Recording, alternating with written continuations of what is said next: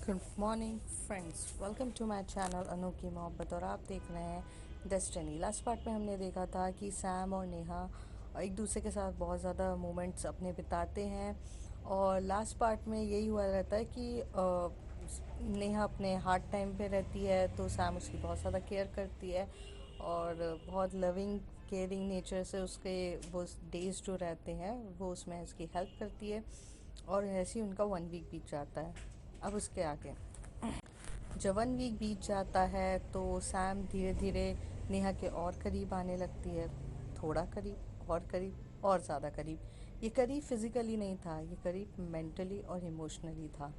जब हम किसी की ज़्यादा केयर करने लगते हैं, जिसके साथ हम ज़्यादा वक्त बिताने लगते हैं, वहाँ पर हम उसके बहुत ज़्यादा करीब आने लगते हैं। तो यहाँ करीब फिज़िकली मैटर्स नहीं करता था बट इमोशनली मैटर करता था।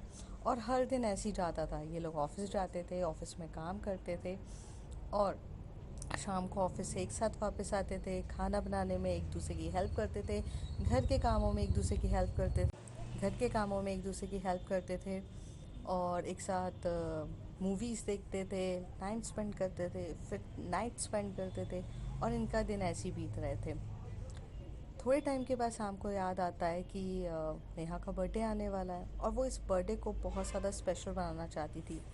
एक्चुअली उसने ये प्लानिंग करी थी कि वो अपने फ्लैट को डेकोरेट करे और फ्लैट में बहुत कुछ करे। पर वो ये सोचती कि अगर उसने फ्लैट को डेकोरेट किया तो नेहा को तो पहले से ही पता चल जाएगा, क्योंकि नेहा और सैम तो अब चुंबक की तरह एक दूसरे के साथ चिपके रहते थे, जो एक दूसरे को छोड़ते ही नहीं थे। सैम आप अकेले नहीं रहती थी, नेहा उसके साथ रहती थी और नेहा भी सैम के साथ ही रहती थी। अब फिर बर्थडे बनेगा तो कैसे बनेगा, तो सैम ये डिसाइड करती है कि वो अपनी फ्रेंड की हेल्प लेगी। हाँ, उसके बेस्ट फ्रेंड्स जैसे कि जैस जैस हर चीज़ समझती थी उसके बारे में। जैस को कॉल करती है और उसे सिचुएशन बताती है और उसे बहुत कुछ इंस्ट्रक्ट कर देती है कि उसके बिहाफ में वो ये सब काम कर दे। और जैसे जैस रहती है वो हर एक चीज़ सैम की अकॉर्डिंग कर देती है। फिर ऐसे ही दिन बीतने लगते हैं। धीरे धीरे जो प्लानिंग सामने करी रहती है वो एग्जीक्यूट होने लगती है। फिर जो नेहा का बर्थडे रहता है वो सैटरडे को रहता है और Saturday is of in office, तो कोई भी उसे विश तो करेगा नहीं। और सैम का जैसे प्लान था कि वो फ्राइडे नाइट को बनाएगी रात के 12 बजे। तो फ्राइडे को ऑफिस में सब काम कर रहे रहते हैं और फ्राइडे हमेशा से थोड़ा सा हैवी डे रहता है, क्योंकि 2 दिन छुट्टी रहती है तो उन्हें उसी दिन पूरे काम ख़त्म करने रहते, तो सबके सब काम में लगे हुए रहते थे। तो शाम को नेहा के सामने एक कॉल आता है, वो अननोन नंबर से कॉल होता है। नेहा भी उसे देख रही रहती है और सैम का जैसा प्लान था कि वो ये जो फ़ोन है वो नेहा के सामने रखेगी कि उसको भी पता चले अननोन नंबर से कॉल है। और जैसे ही वो कॉल आता है उसके बाद सैम थोड़ी सी हड़बड़ा जाती है और हड़बड़ाते हुए कहती है कि हाँ हाँ ऑफ कोर्स, हाँ ठीक है, हाँ। पर ये कैसे हो गया, ये नहीं होना चाहिए था।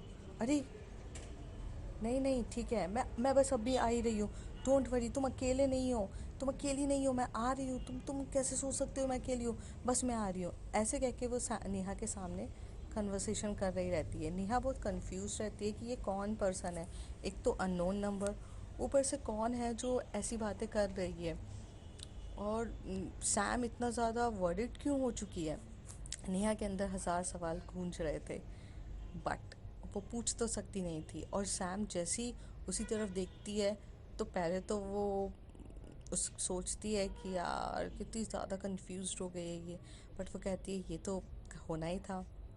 और वो उसको देख के बोलती है कि नेहा पैक्स योर बैग्स, चलो हमें निकलना है यहाँ से।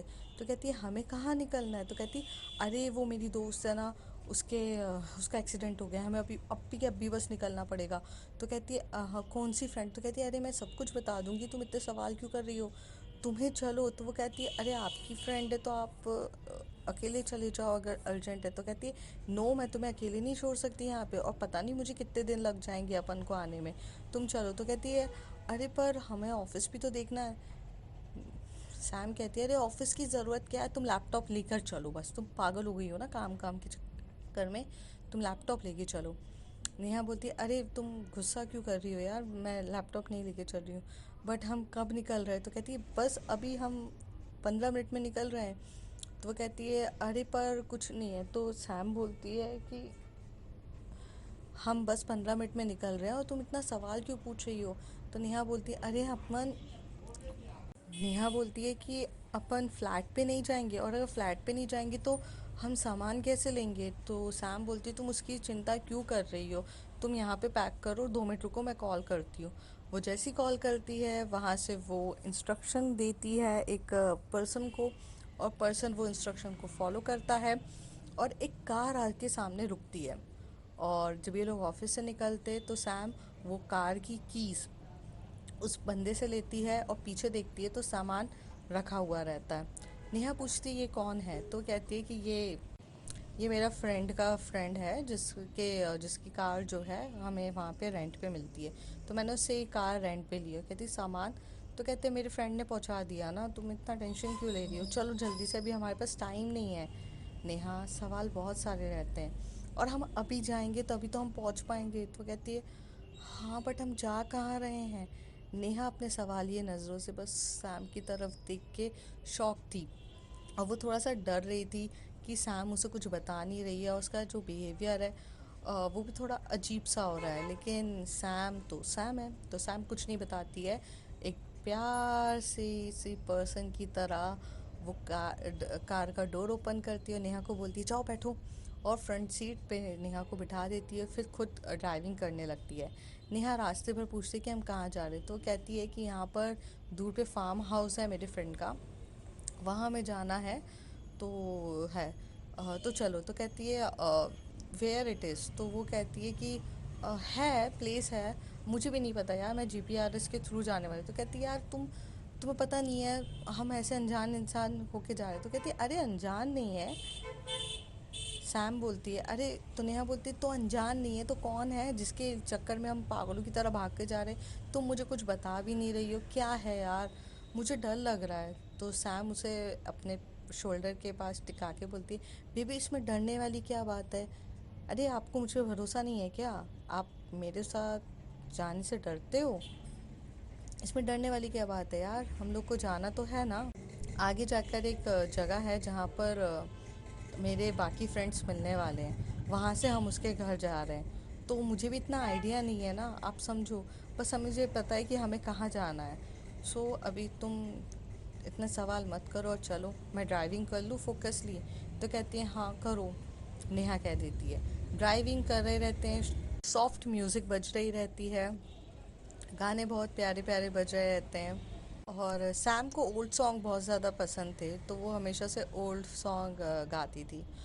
तो नेहा को भी अब उसके साथ रहते रहते ये चीज़ की आदत हो गई थी, तो वो जो सॉन्ग बजता है, अजीब दास्ता है ये, कहाँ शुरू कहाँ ख़त्म, ये मंजिलें हैं कौन सी, ना वो समझ सके ना हम, अजीब दास्ता है ये। और ये सॉन्ग ओल्ड रहता है बट आज भी लोगों के दिलों में राज करता है यार। तो फिर उस समय भी ये सॉन्ग बहुत ज़्यादा चला था, तो सैम को ये सॉन्ग बहुत ज़्यादा पसंद रहता है, और वो ये गाना हमेशा से बजाती है। उसकी फेवरेट सिंगर लता मंगेशकर रहती हैं, तो हमेशा से लता मंगेशकर के सारे सॉन्ग्स बजाना उसे बहुत पसंद थे। नेहा को पहले पहले थोड़ा अजीब लगता था कि ये इतनी मॉडर्न है, इतना सब कुछ करती है, बट सॉन्ग पुराने सुनती है, बट अब तो उसको आदत हो चुकी थी।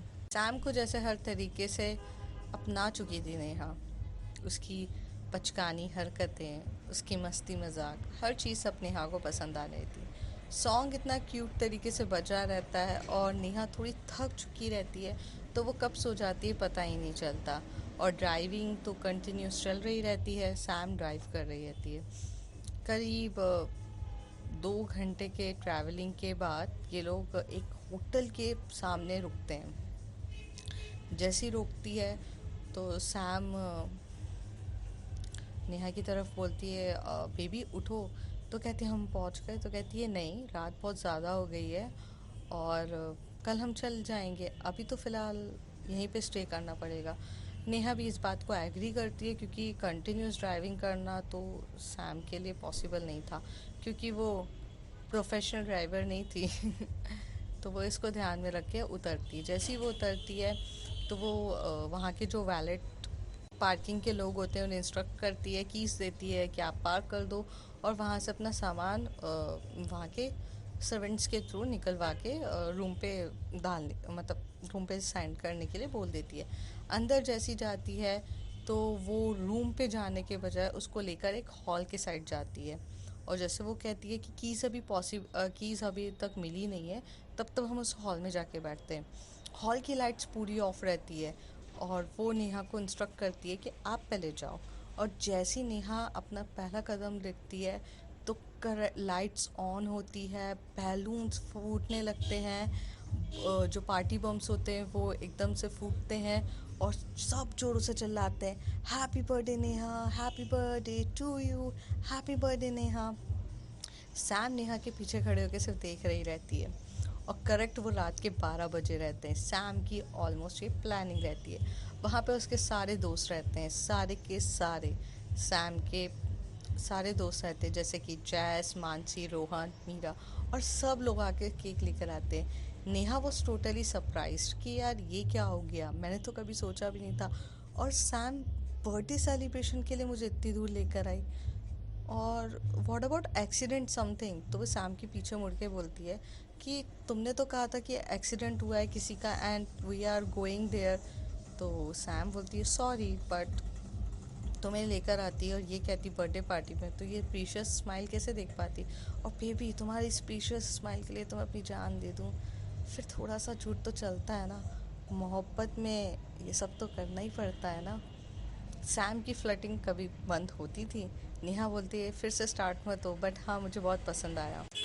रात के 12 बजे रात के 12 बजे तो वैसे पार्टीज अलाउ होती नहीं है, लेकिन सैम ने बहुत ज़्यादा रिक्वेस्ट करी रहती है कि वो होटल के मैनेजर से कि प्लीज़ हमें सिर्फ 1 घंटे के लिए पार्टी करनी है, पर प्लीज़ करनी है।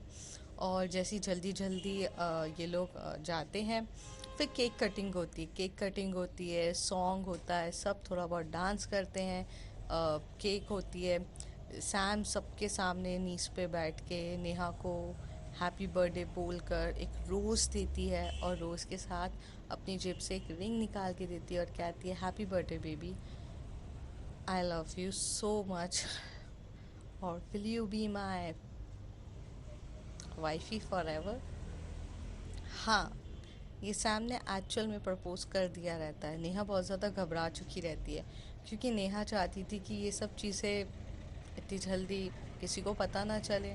बट सैम तो सैम थी, सैम उसे खोना किसी भी हालत में नहीं चाहती थी, और इस वजह से वो ये प्रपोज कर देती है। नेहा पहले सबकी नज़रों पे देखती है, और सब लोग एक्चुअल में कोई शॉक्ड नहीं होता, क्योंकि जैसे उनको सबको पता रहता है, सब तालियां बजाए रहते हैं और कहते हैं of course Neha answer it, answer it. And उसे तो कुछ ऑकवर्ड सिचुएशन नेहा को दिख नहीं रही रहती है, इसलिए वो फटाक से कहती है कि यस। ये सिर्फ लोगों को देखकर नहीं था, अगर वहाँ पर ऑकवर्ड सिचुएशन भी होती तो सैम के लिए तो नेहा भी स्टैंड लेती। नेहा भी आखिर वही तो फील करती थी जो सैम करती है। प्यार तो दोनों तरफ था, और बहुत ज़्यादा था। नेहा वो रिंग पहनती है और कहती है थैंक यू बेबी, और वो कहती है कि सबको पहले से पता था क्या? तो जैस कहती है सबको नहीं, मुझे पहले से पता था, और ये लोग शॉक नहीं होने वाले, क्योंकि जो लड़की किसी के भी बर्थडे पार्टी के लिए कुछ सरप्राइज प्लान नहीं करती है, उसने इतना सब कुछ किया है, तो वो कोई स्पेशल ही होगी ना, जैस कहती है। और इन लोगों को सबको अंदाज़ा हो चुका था। जैस ने जैसे ये कहा, सब कहने लगे कि हाँ यार, मतलब हम शॉक्ड हैं, but Sam your choice is very good, हाँ शी इज़ वेरी क्यूट। तो कहती है of course she is my wifey, and by the way नज़र मत लगाओ यार। सैम कहती है। नेहा उस समय थोड़ी सी ब्लश, थोड़ा सा शाय हो रही रहती है, उसे समझ में नहीं आ रहा था कैसे रिएक्ट करो। तो पार्टी इन्जॉय हो रही रहती है, ड्रिंक्स रहती है, थोड़ा सा स्नैक्स रहते हैं, रात का टाइम है कौन खाना खाएगा। स्नैक्स रहते हैं, सब कुछ रहते हैं, सब उस चीज़ को खा पी के इंजॉय कर रहे रहते हैं। थोड़े टाइम के बाद सैम नेहा का हाथ पकड़ती है और बोलती है चले। तो कहती है क्या? हाँ। तो कहती है अभी तो सरप्राइज स्टार्ट हुए हैं, अभी तो बहुत कुछ बाकी है। और ऐसे कह के वो पार्टी वहाँ का जो मैनेजर होता है वो आ चुका रहता है और कहता है कि मैम प्लीज़ पार्टी बंद करनी पड़ेगी। तो कहती है कि हाँ, आप कर दीजिए। और पार्टी वहाँ पे एंड हो जाती है, सब अपने अपने रूम्स में चले जाते हैं, क्योंकि वो सब बेसिकली लोनावला पार्टी इंजॉय करने आए थे, लेकिन सैटरडे संडे था तो सब अपना इंजॉयमेंट भी करना चाहते थे दोस्त लोग। और ये सारे क्लोज फ्रेंड्स की के बीच में पार्टी रहती है, कोई इतने अलग सबको नहीं बुलाया रहता है। सैम और नेहा का भी रूम एक ही रहता है, तो सैम फटाफट नेहा को लेके रूम पे जाती है। लेकिन जब वो रूम पर जाती है तो रूम भी उतना ही डेकोरेट किया जाता है जैसे कि अ, जैसा वो चाहती थी। बहुत प्यारी सी लाइटिंग्स होती है, बट इस बार लाइटिंग के साथ साथ वहाँ पर जो सैम की और नेहा की हर पिक्स रहती है, जैसे कि उन्होंने कुछ 7-8 मंथ्स क्या कैसे बिताए हैं एक दूसरे के साथ। हर हर मोमेंट की पिक रहती है, और हर एक मोमेंट के पिक के नीचे एक कोट लिखा रहता है, जैसे कि वो मेमोरीज़ के लिए हो। सैम ने बहुत ज़्यादा एफर्ट्स किए रहते हैं नेहा के बर्थडे के लिए। ये सब उसने मैन्युअली किया रहता है, मतलब भले ये उसने जैस के थ्रू पहुंचाया रहता है डेकोरेशन के लिए, और उसने बताया रहता है कि उसे ऐसा चाहिए, बट सैम ने खुद वो सारी फ़ोटोज़ पे की रहती है। और ये वो तब करती थी जब वो नेहा सो जाती थी, क्योंकि नेहा तो ऑल टाइम चुपकी रहती थी। तभी नेहा बोलती है, baby when you did anything, because मुझे तो घर पे दिखा नहीं। तो कहती है, बेबी कभी कभार ना अपनी महबूबा से छुप कर भी काम करना पड़ता है, उसका भी मज़ा कुछ और होता है। आप कैसे समझोगे? आप तो अभी एक्सपीरियंस करो बस। जब वो पूरी फ़ोटोज़ देखती है उसको अजीब सा फील होने लगता है, क्योंकि वो हर एक मोमेंट की फ़ोटोज़ रहती है यार। शायद उसे याद भी नहीं हो कि उसने ये हरकतें भी करी थी। सामने वो सारी मोमेंट्स एक पल के लिए उसका पूरी जर्नी दिखा दी थी, कैसे वो लोग अनजान से अब जान तक का सफ़र तय कर चुके।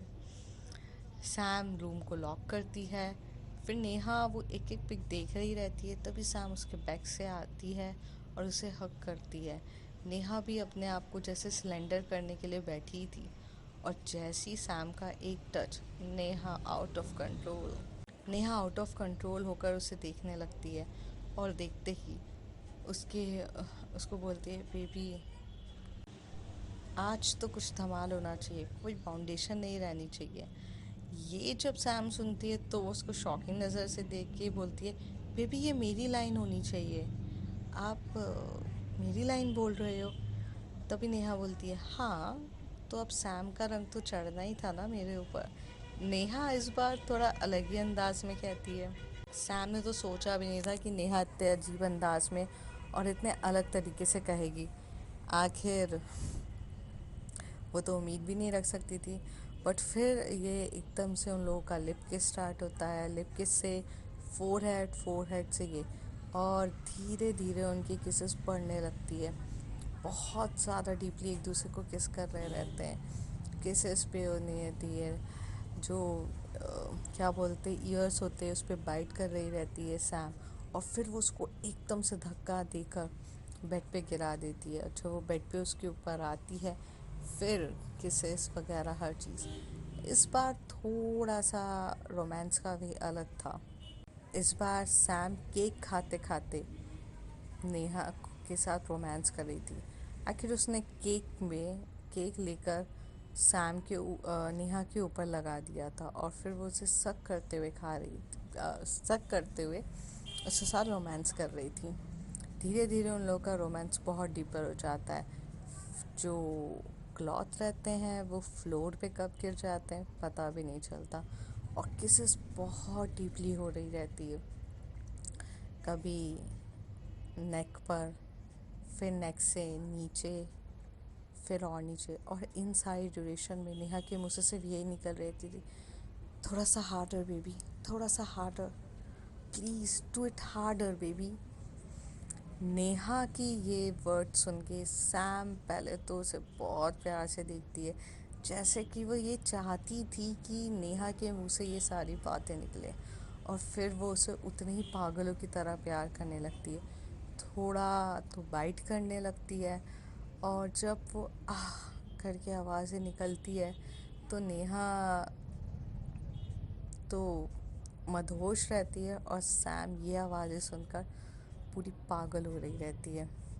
जब पूरा डीपली रोमांस करने के बाद सैम थोड़ा थक जाती है तो नेहा उसे बहुत टाइटली पकड़ के बोलती है, इतनी जल्दी थक गई, अभी थक जाओगी तो फिर ज़िंदगी भर प्यार कैसे करोगी। और ऐसे कह के वो उसे किस करने लगती है और पागलों की तरह, जैसे नेहा ने स्टार्टिंग में कहा था, नो बाउंडेशन, और अब रहती ही नहीं है। रोमांस बहुत ज़्यादा डीपली चल रहा रहता है और नेहा इस बार कोई भी हद नहीं रखती है। वो इतना एक्सट्रीम लेवल का उसका होता है ना, जो कभी किसी ने सोचा नहीं होगा। वो बहुत वाइल्ड हो रही रहती है और इस वाइल्डनेस में सैम ने तो नेहा को बाइट ही नहीं किया रहता है, लेकिन नेहा तो आउट ऑफ कंट्रोल होके जो बाइट पे बाइट करे जा रही रहती है। और सैम के मुंह से अरे नेहा प्लीज़ बाइट मत करो यार, नेहा नहीं। तो नेहा कहती है, सैम चुप करो यार, मेरे रोमांस का मूड ख़राब मत करो, और थोड़ा बहुत तो हैंड सहन कर लो ना, भी शांत रहो। और ऐसे करके वो अपने वाइल्डनेस का जो लव है वो दे रही रहती है। ऐसे कह सकते हैं कि जब सैम अपनी बॉडी को देखती है तो उसे पता चलता है, हाय नेहा ने तो कितना सारा लव स्टैम्प दे दिए। ऐसा लग रहा था उसकी बॉडी पूरी स्टैम्प फुल हो गई है। नेहा इस बार बहुत वाइल्ड रहती है। नेहा का वाइल्डिंग नेचर शायद इसलिए होता है क्योंकि बहुत टाइम से इन लोगों के बीच में इंटीमेट हुए नहीं रहते हैं, और दूसरी बात, इतना प्यार देखकर तो नेहा से कंट्रोल ही नहीं हो रहा रहता है, और इसलिए ये सब चीज़ें हो जाती है। और जब रात को थक जाते हैं तो दोनों एक ब्लैंकेट ओढ़ के सो जाते हैं। अब मॉर्निंग में क्या होगा, कैसे होगा, बर्थडे अभी तो स्टार्ट हुआ है, कैसे सेलिब्रेट होगा, तब तक के लिए बाय बाय। तब तक के लिए आप देखते रहिए। And now bye bye, take care. If you like my story, like share and subscribe. And यार मेरे सब्सक्राइबर बहुत कम है यार, तुम लोग यार बढ़ा ही नहीं रहे हो यार, थोड़े सब्सक्राइबर बढ़ाओ।